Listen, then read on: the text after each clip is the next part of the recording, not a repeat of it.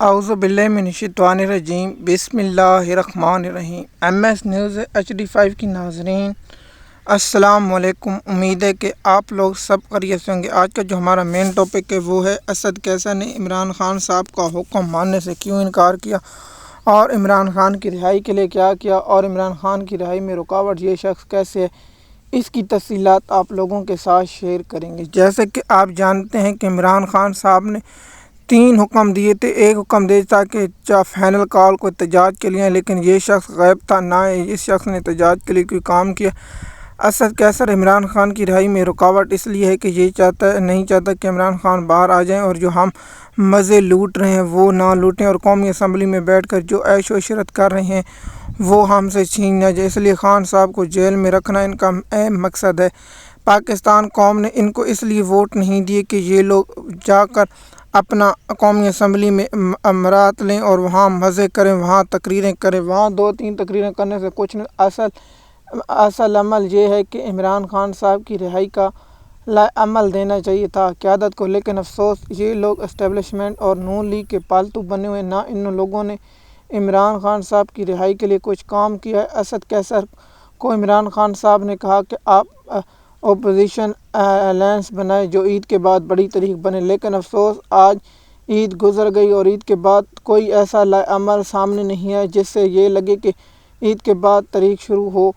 اسد کیسر نے نہ مولانا فضل الرحمان کے معاملات طے ہوئے، نہ کسی اور سیاسی جماعت سے معاملات طے ہوئے۔ ان کے پاس بہت سے موقع تھے، بلوچستان کا معاملہ، گندم سکنڈل اور بہت سے ایسے موضوع جو یہ چھپے بیٹھے رہے، اس پر نہ انہوں نے میڈیا پر پریس، نہ سوشل میڈیا پر کوئی ایسی تقریریں کی جو متاثر کن ہوں اور حکومت پر پریشر بنے۔ دیکھیے، میں اس کا مقصد یہ نہیں ہے کہ میں کسی شخص یا کسی پر تنقید کروں، میں اصل حقائق قوم کے سامنے رکھنا چاہتا ہوں تاکہ تاریخ میں یہ یاد رکھا جائے کہ کون شخص عمران خان صاحب کے ساتھ کھڑا تھا اور کون شخص نہیں۔ دیکھیے، عمران خان کو جعلی مقدموں میں گیا اس شخص نے نہ میڈیا پر بیٹھ کے کوئی پریس کانفرنس کی، نہ عمران خان کے معاملات پر اس نے کوئی آج تک، نہ 26 نومبر کے معاملات پر یہ شخص خاموش رہا، نہ یہ شخص کوئی عمران خان کے لیے احتجاج کی ریلی نہ کچھ نکالتا تھا، اور یہ شخص ہمیشہ خاموش رہتا ہے۔ دیکھیے، عمران خان صاحب نے بہت سے اہم ٹاسک دیے تھے، جو PTI کے سوشل میڈیا کو جو اغوا کیا جا رہا ہے، جو ان کو جبری طور پر لاپتہ کیا جا رہا ہے۔ اسد کیسر کی جانب سے کوئی ایسا الفاظ نہیں نکلے جس سے مریم نواز کے چاچا شہباز شریف کو تکلیف ہو، یا حکومت کو تکلیف ہو، یا ان کے ہینڈلروں کو تکلیف ہو۔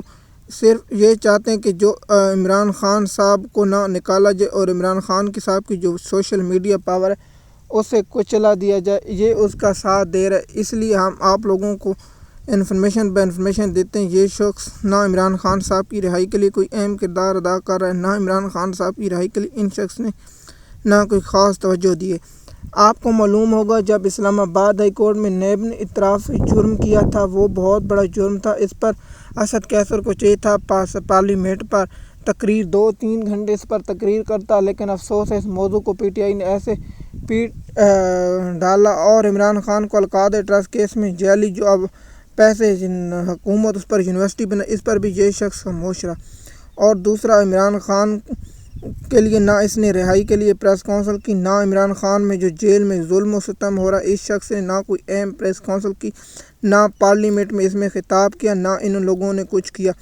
ہم اب آئیں گے جو موضوع ہیں روزانہ کی بنیاد پر 1-2-3 لوگوں کی جو انفارمیشن دیں گے کہ کون شخص عمران خان صاحب کی رہائی چاہتا ہے اور کون شخص رہائی نہیں چاہتا۔ اس لیے ہم آپ لوگوں کے ساتھ ہی انفارمیشن شیئر کرتے رہیں گے۔ MS نیوز کی ناظرین، اگر آپ ہمارے چینل پر نئے ہیں تو چینل پر اپنی ذاتی رائے اور اپنی معلومات شیئر کیا کریں۔ آپ کے پاس کیا معلومات ہے؟ شکریہ۔